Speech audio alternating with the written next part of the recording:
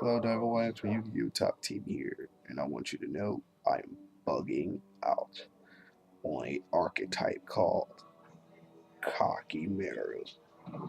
Everybody knows Kakimeru cards. Kakimeru cards is the archetype with all the low-level monsters, like level 4 or lower, easy to summon, with effects that shouldn't even be allowed half of the time. But they all come at a cost, whether it's revealing the same type of monster in your hand or tossing out the Iron Core of Kakimeru. Now, those decks, Kakimero decks in specific, don't, do too much. They basically have one OTK. Other than that, they're not all that, imposing at all. So,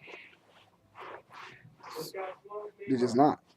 But the thing that is, the little hidden secret in the Kakimero archetype is their monsters. Let me get something out of my beard. Yeah, there we go. There we go. That's my sexy face. Now, the thing about Kakimero monsters is they're level 4 lower monsters usually can go in other decks. What? I said it. Now, we're going to give a few examples, right? Say you're running a warrior deck. If you're running a warrior deck, you can run Kakimero warriors out of there. I'm speaking simply of, let's say you want a warrior deck, specifically a beatdown deck, which if you're running a warrior deck, it must be a beatdown deck anyway. If you're not running warrior beatdown, then I have no idea what you're running. When I say warrior, I mean specifically warrior, not E heroes or X sabers. Which X sabers can possibly combine Kakimeras depending on how creative you get. But let's say you run a warrior deck, 3 Berserks. Kakimera Berserk, 2000 beater, level 4. Every time it destroys a monster, it can attack again. It's not attack twice. Every time it destroys a monster, it can attack again. 2000, level 4. Pretty sure every level 4 that it matches with defense points or attack point wise, it's going to get murdered. Especially if you're on a warrior deck, most, boost up their warriors anyway. The command knights or whatever you're running, just whatever. Just start running through them, ripping through them. Which is Berserk alone, 3 Berzaks. And all you gotta do is reveal a warrior at your hand. Your hand at the end of the turn. You're running a warrior deck. Not a problem. 3 War Arms. He's 1400, level 4. Might not seem that imposing. Once per turn, you can equip a level 3 or lower warrior from your graveyard to him. His attack points now become the combined total of his plus the monster you equip with them as attack points. You run Immortal Gulshis. They have 1200 plus him. He's 26. Level 4, 26. Oh, and here's the kicker. He has the equiption protection too. And if he would be destroyed, the equip monster is destroyed instead. And if somehow, like if I said you're running Immortal Gulshi, if somehow he's actually destroyed, then guess what? Mortal Bushi's come back and refill his place because you have no monsters on the field, more than likely. And since you're running Warrior deck, all Warrior monsters in your graveyard. The same thing with Rooklord. Since you're going to be running Kakimero Warriors in your deck, you can summon Kakimero Rooklord, who only requires you to reveal a Warrior at the end of the hand, as did the other two.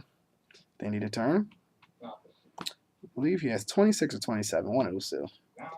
And when he's summoned, which he can be tribute summoned by just sending one Kakimera, by tributing only one Kakimera monster. Of course, you're running Warriors, Kakimera Warriors, and your Warrior deck, so not a problem. Even if you got tribute 2, you can remove a Kakimera monster in your graveyard when he's tribute summoned to blow up 2 cards on your opponent's side of the field, easily sweeping out their back rows their last monsters, swinging for game. These Kakimera monsters really do come in handy. That's okay. Maybe you're not running a Warrior deck. You're running a plant deck, plant variant. Okay? Which plant decks should be ran more often. But here's the thought. Just saying. Here's the thought. Here's this little twisted thing going in my brain. Kakimero Grave Rose. Plant monster. Level 4, 1900 meter. In the beginning of your standby phase, you can drop a level 3 or lower monster from your deck to your graveyard. That means plant decks don't have to try to mill themselves off anymore because they have those grave roses to specifically add cards. That means your spores in the graveyard, your, glow up bulbs in the graveyard, dandelions in the graveyard while you getting your tokens. If you run, same thing with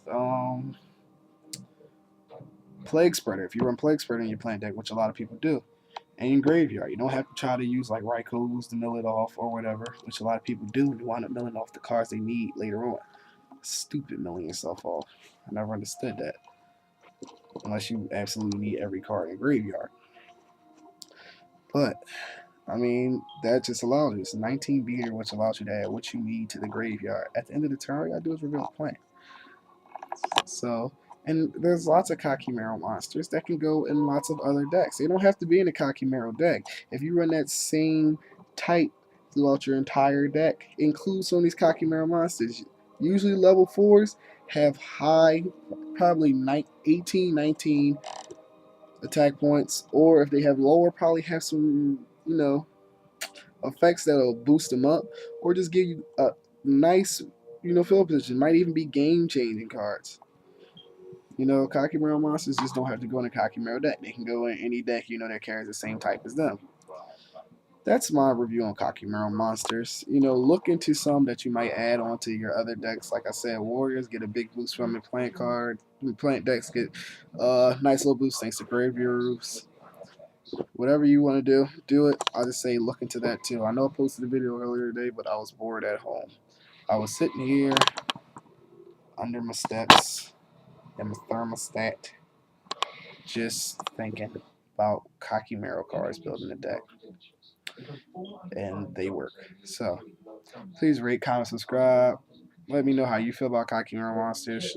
Should they be able to go in other decks? Even though I know they should, but let's hear your opinion on it. This is Yu-Gi-Oh! Top Team. Thank you for watching. And if you're in Philadelphia area, please check out Red Cap's Corner at 40th and Locust right behind the bridge there for all your, TCG needs. Hosting up all, basically every Yu-Gi-Oh! Tournament in Philly that's local and all Magic the Gathering tournaments. So you're in the Magic the Gathering. And that's it. Like I said, thanks for watching.